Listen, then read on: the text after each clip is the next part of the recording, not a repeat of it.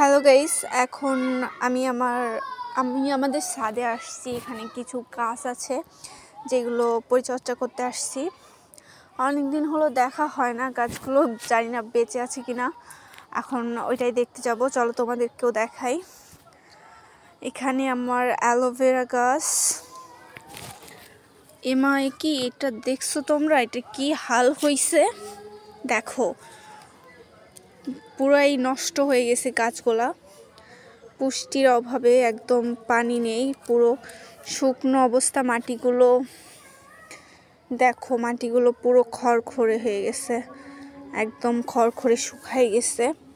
এটা আমি তুলে লাগাইছিলাম। এটার অবস্থা খুবই খারাপ, পানির অভাব।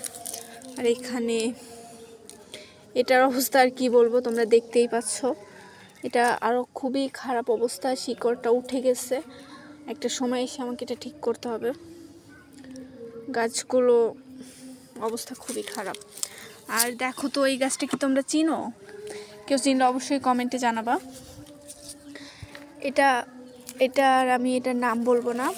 দেখো, তোমরা যদি গাছটা চিনতে পারো, এই গাছটার অবস্থা খুবই খারাপ।